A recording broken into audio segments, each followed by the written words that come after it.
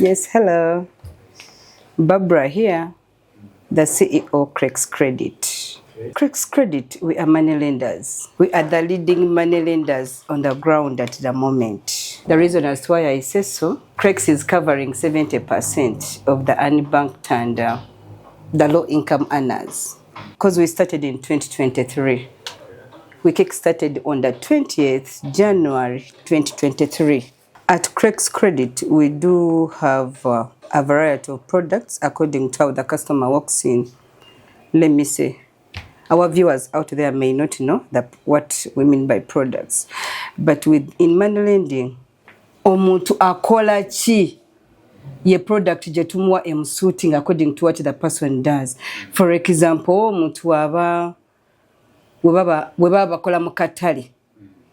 We normally advise them to take group loans. They come up with a group, and normally our groups start from 1 to 10. That is what we call a group. And there's also individual. With the individual customers, you come as you come alone and apply for a loan. Yeah, it's also a product. We have boda banja for our customers out there. Abagala okuvuga pichi, phone banja, but for the phone banja, we came up with this product nga kagenda kuyamba kuba customer bafe. It is like a token to our customers.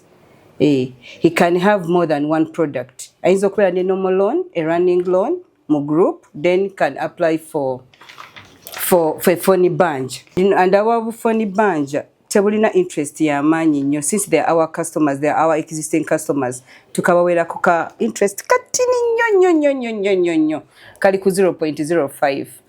Just a token ate twagala basigale nga bali ku mutimbagano nga we can easily communicate to them. When I was deciding to take up this a next step, I decided when I was still with my former employers. And my former employers are in the same line. They are also money lenders. I will not mention where I was before, but those people, I thank them so much because they gave me a stepping stone. Salute to my former employers. I love you so much and wish you the best. You molded me and here I am.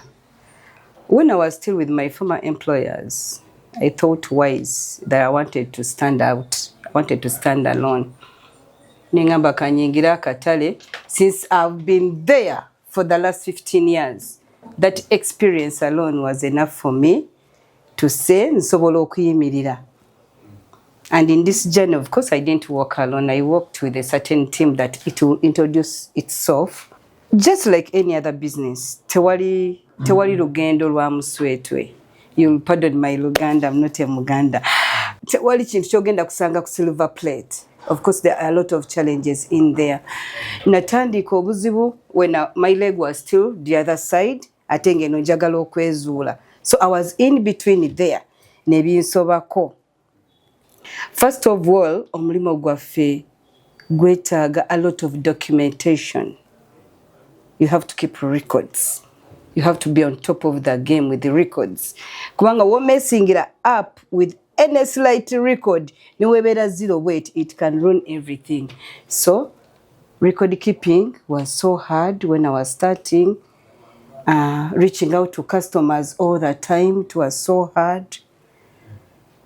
Sijagama penetrating katale chali hard. It was so easy for me, reason being, abantu benatandikirako kuwola sente, be bantu benyini benali nkolamu. So they knew my experience, they knew how good I do my stuff. So the moment I told them that I've started my thing, they had to run to me. So tijagama nti yali challenge. N'ekirala ekyanyambako mu lugendo luno, let me call it experience. Akazannyo nkamanyi. I think it is the best word to use. Akazannyo nkamanyi. When ngambira nti akazannyo nkamanyi, I was the first loans officer to give out a loan in Brak, Uganda. By then I was in Iganga branch. So the launch was in Iganga branch. Nga Kuremo Barbra yakwata olumuli olwagulirawo Brak, Uganda. kutandika okuwola mu Uganda. I didn't step back. Akazanyo nakanyumirwa and here I am.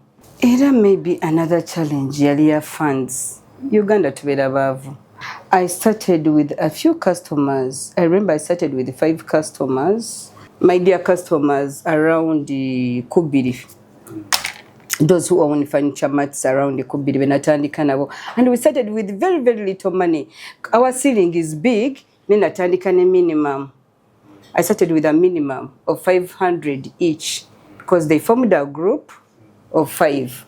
Bonabona ne bansaba mitwalo ataano. And that mitwalo ataano zaliza to be payable in 3 months. With a very small interest that I will not talk in camera. Nenga kali kaba favoring. To date, from 2023, to date, I still have the same customers. Yes. Ekyo kiraga kinene nnyo nti tuli beesigwa mu katale. Kati obuzibu bwe nafunamu obulala bwali bwa balancing time, family, business. Because I did not resign the other side, remember, in 2023. Kati nali nina family eyagala obudde bwange. Bakama bange abalungi nga baagala obudde bwange. Ate nga neka business nina okukola ki? Nina okwezuula. Not until I decided to resign in 2025. To put one thing on a break, nengamba my former employers, nti awanyu, wow, you've molded me enough, kangende. Kati when I settled in, wano wendi, nalisigaziza 2 major challenges. It was reaching out on customers, kubanga jukira from 2023 to where I resigned. Of course, number yali etandise growing. I was meeting their expectations. Ba customer nga baneeyunira ate bwe navaayo negubula asala. Gande bagamba. People came to me. I became overwhelmed. Nga I have to reach out to them. Kubala baini person. Baino kujuza forms. Nino basomesa. Kubadamo basomesa how loans work. Kubanga munango okusoma, it is a continuous process. Na yini lokutandika bayisaamu introducing myself nti bannange kati neeyimiridde ndi nzekka. Awo ne ndowooza kikyennyennyennyennye kiyinza okunyambako mu lugendo luno. I came up with an Excel sheet. That Excel sheet I started with 150 customers. Mu Excel sheet nga nina okurecordinga payments za buli customer.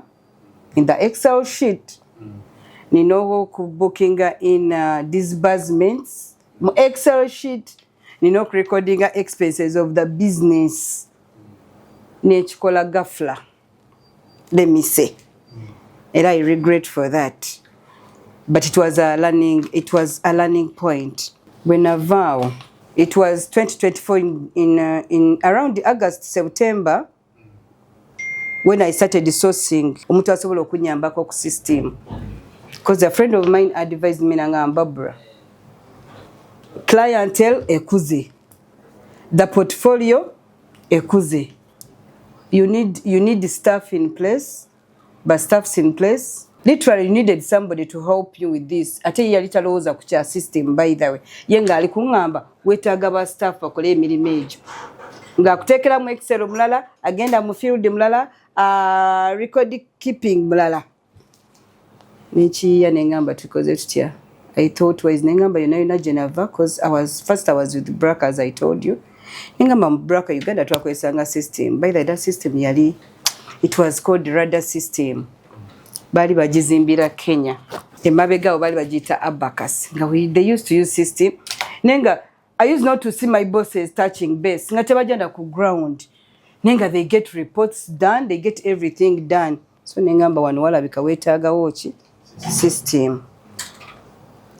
I went to the internet nentandika okunoonya ba system providers in Uganda. I came across one. Immediately I reached out to them. Twatula ne twogera. Nembawa my plan and how I want my products to be fit in. They weren't bad in the beginning. naye twatuuka somewhere nga product gye nsinga okwagala my cash cow, the group product nga bo tebagimanyi bulungi nebalemesa. Because with the group product, ekisooka jjukira we don't need security. It is basically group guarantorship. Kati nga muli kibalemesa okukikola. With the group product still balina kusaswa every week or some on a daily basis. A group product is supposed to have executives to manage the rest of the members. Say the chairperson, secretary, and the treasurer. We ran like that for 3 months. I was expecting these people to do what I told them to do. I was frustrated.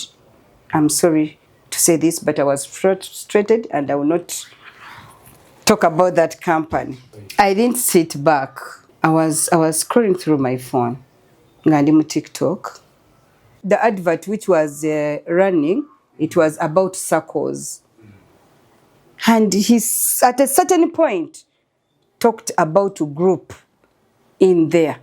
Hey, maybe. At first I was skeptical. Then I was like, let me give it a try. Being able to be Korabantu. So I gave it a try and I contacted this gentleman, Emma. Emma wasn't bad. We set a program. No weekend, I cannot make it. Actually, he was suggesting interject weekend, but weekend is for family. So we met on Monday at my office. We talked for less than an hour. Coming to me, he came with a certain gentleman, Yajano Mkulubamita Morris.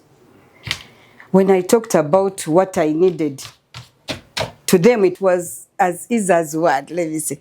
The moment, whatever I was mentioning about, yes, that is possible. Yes, that is possible. Actually, Mampa ground, until you tell us whatever you want us to do for you. Everything.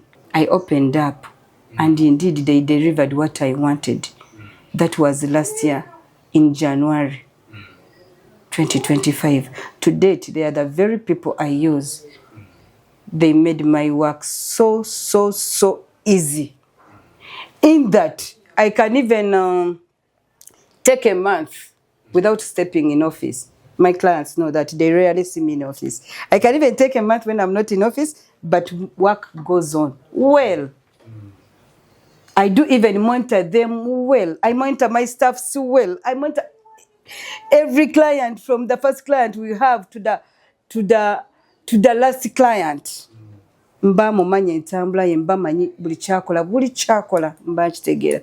So this is a backbone. SaveNet yo encouraged.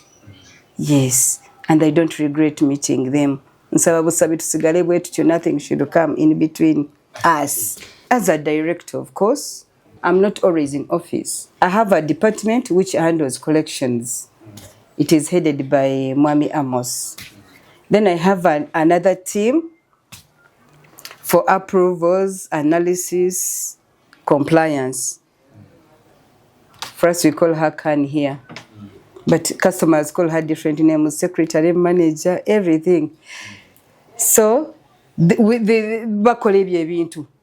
does not require, since I have SaveNet in place, it doesn't require me to be here.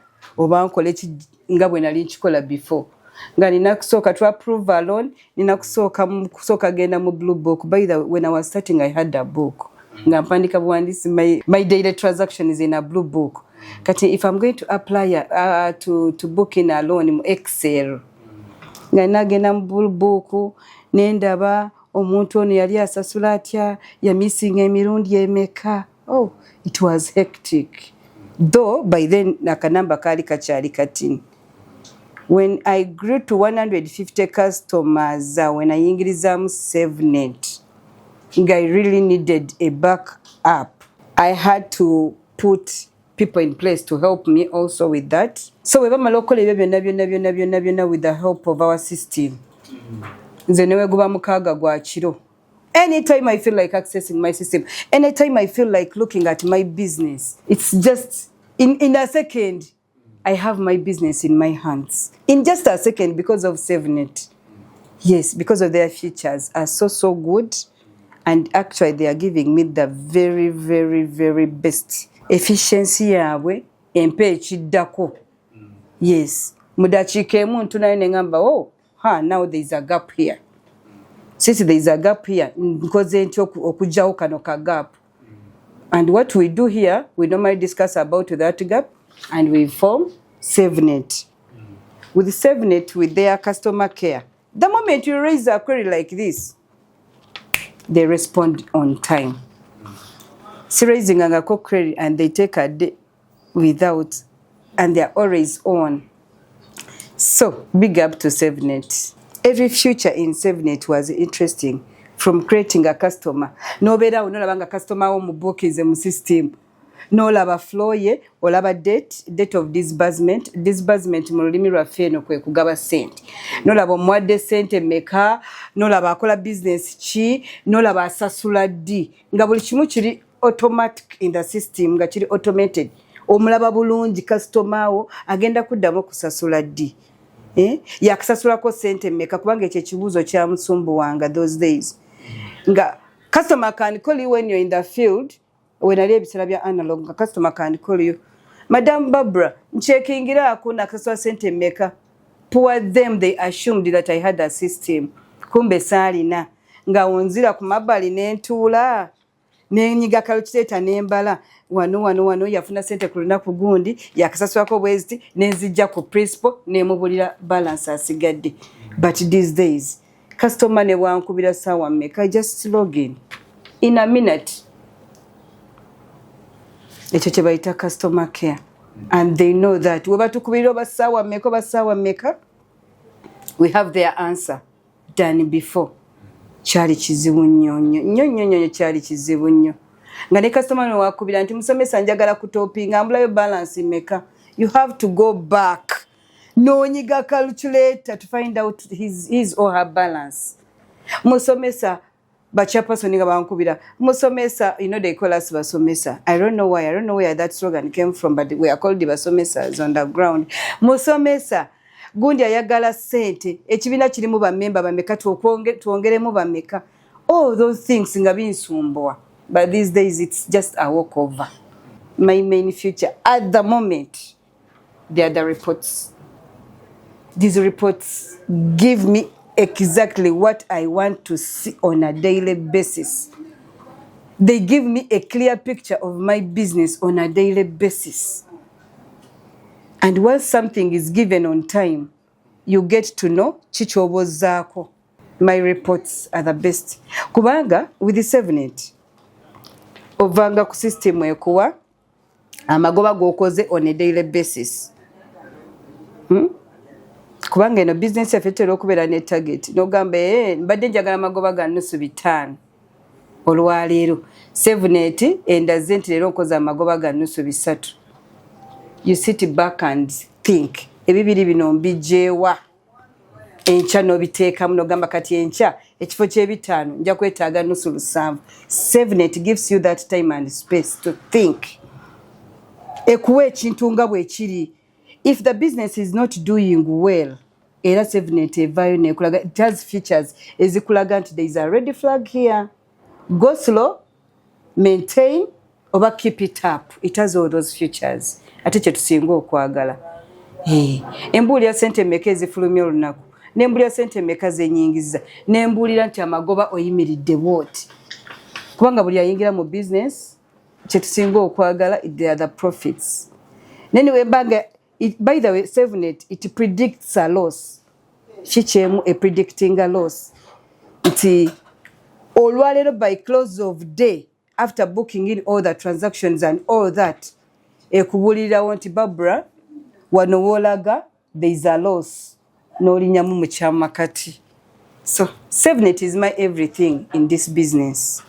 Every midday, I have that report on my email. Rather midnight. I always have a report from them. And that report, I look at it in the morning. When I look at it in the morning, oba ndi mu office oba siri mu office, ntegera bakoze kino na kino na kino. Where is the gap? Where do I need to improve? When bandabye ekintu kyonna kyonna kye sitategedde bulungi, I always reach out to There is a one lady called Prosi. Yes, I used to reach out to Prosi so much. But the moment you reach out to her with her customer care and everything, the problem is solved. Because sometimes Olusimba Sagala Kubira Morris. I assume he has a lot of things on his table, all on his head. So, Prosi has been good to us. Ne Morris himself, he reaches out to naye munnango abakulu abamu oluusi baba tebagala batuukirira oba oluusi baba nabingi ebyokukola, but the entire team is good. And guys of Tricksoft, keep it up. Sibanange singa sasinkana SaveNet, I don't know where I would be. Actually, I would be out of business by now. Nga bwe nabagambye nti we nali nkyali mu analog, I was just driving nga nvuga sente zijja zibeeramu mu nsawo, but nga simanyi nti zino zaawano zino zaawano zino zaawano. But the SaveNet system, it categorizes nekugamba zino nedda zino za saving w'abantu zikuume bwoti nti nedda zino eziri wano the other expenses enfulumyayo leero eyimiridde bweti nga nsobola zaawula naye nga wali sizaawula. Nali saawula sente ezo, which was so bad. Nga simanyi oba omwezi nkoze amagoba oba sikoze. Nali nkozesa Excel sheet nga bwe nabagambye. And with the Excel sheet, the moment you make an error katono bwe kati otambulira mu error eyo paka, it cannot give you a clear picture. In this system, erina ekintu kirungi kimu. Tulina loan management. Ate since tuli nnyo mu loans, under loan management mulimu kentera okutunuulira ennyo gye bayita arrears mu lulimi lwaffe olwa bulijjo ge mabanja. SaveNet embuulirawo nti so and so yatwala sente olunaku bwe ruti, so ayina kusasula lunaku bwe ruti. I have those events here. Ne groups zange SaveNet embuulira nti olwaleero oyina group eno neeno. Immediately my team logs in ebe babulira the daily events of the day. Ne bagamba nti olwaleero mugenda kukola kino na kino. Basically it is the work kubanga nalina ka timetable kangako ka analog. Nga ngendayo nentunulako nendaba group kyetuula, but in the system it is specific. Ekulaga nti on a Tuesday you have this, and these individual customers are supposed to pay. Nekitegeera. Era client we waba tasasudde tulina ficha y'amabanja arrears ekulaga ne kugamba Barbra amaze olunaku lumu nga tasasudde sente zo. Kangeze Barbra yabadde alina kusasula jjo n'atasasula. System automatically ejja kuŋŋambirawo nti Barbra wake up. Ono client ali 1 day or 2 days mu mabanja. Awo mba nina okufollowing up immediately. Actually, it has helped me mitigating risks z'amabanja. So much. I'm always on top of the game. Ne customer oluusi aba yeerabidde olunaku lwalina okusasula. Naffe tuba tetumanyi nti customer gundi alina kusasula gundi. But once you log in like this, eba yakulaze dda nti please reach out to so and so balina okuzza sente olwaleero. What I regret in this business is not meeting a Tricksoft team before. Kubanga the time I wasted the other time nga ndi kunoonya aba service provider. Singa nali nsazeemu SaveNet, I would be big now. But it is never too late. I will be there once I'm with them. So singa nabalaba before. Singa tetuli kyekimu. Naye we are keeping the lane. We shall be there. We shall be there where we want to be.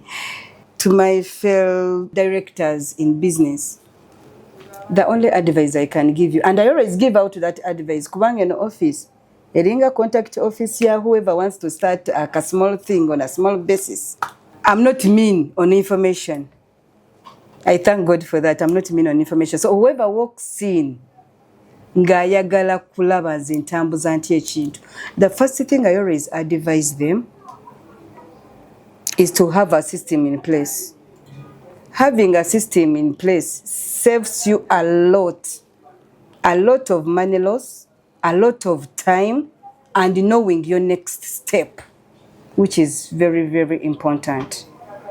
Whichever person comes to me, ngambuza how to start this business, the first thing I tell them, first get a system in place. Nga tonabeerako wadde kufuna office kifo ogenda kukolera. Sooka ofune system obulamu bujja kunyumira.